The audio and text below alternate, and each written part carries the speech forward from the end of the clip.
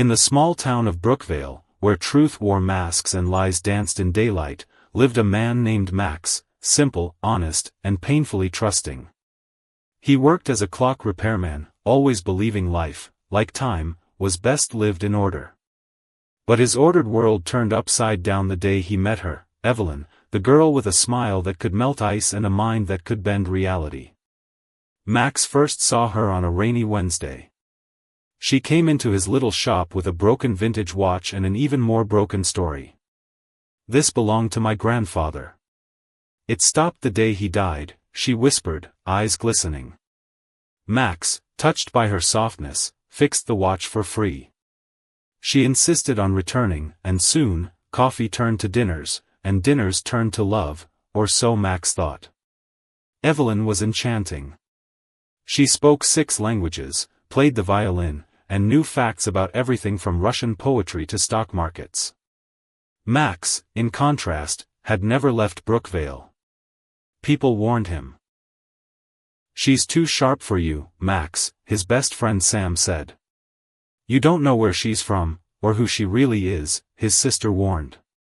But Max was in love, or perhaps under a spell. Marriage and mirrors. Within 3 months, they were married in a quiet ceremony. Evelyn moved into Max's modest home, and life became a dream. Or a performance.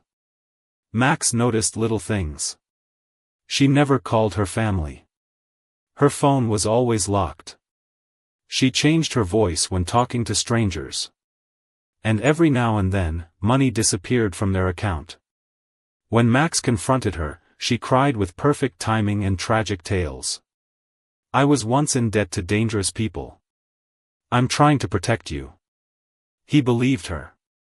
Because Evelyn didn't lie, she performed. Every emotion she showed was rehearsed, precise, perfect. The web unfolds. Months passed, and Max's life turned chaotic. One day, a man in a suit came to the shop. "You're Max, Evelyn's husband?" "Yes." "I suggest you ask her real name." The man left without another word. Max confronted Evelyn that night. She didn't deny it. Instead, she sat calmly and said, "Max, I never lied. I just gave you a version of me that you needed." He finally checked her laptop when she was asleep. What he found chilled him. Dozens of identities. Voice recordings.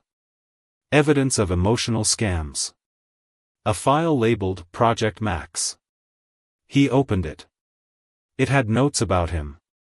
His habits. His emotional triggers.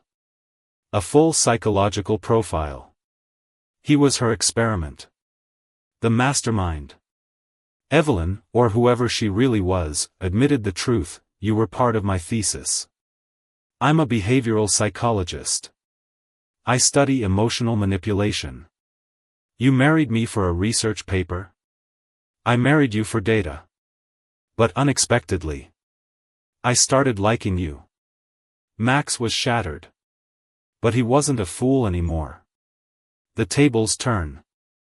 The next day, Max did something she didn't expect. He smiled. "You're brilliant, Evelyn. But you made one mistake." "Oh? What's that?" she smirked. "You forgot. Even a clockmaker can learn how to fix people." Max had already copied all her files and sent them to authorities.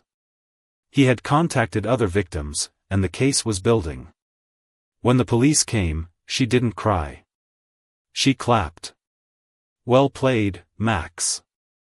Maybe you weren't so simple after all. Broken clocks still tick." Evelyn was gone. Not jailed, not found.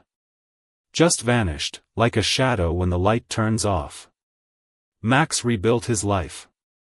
But something inside him had changed.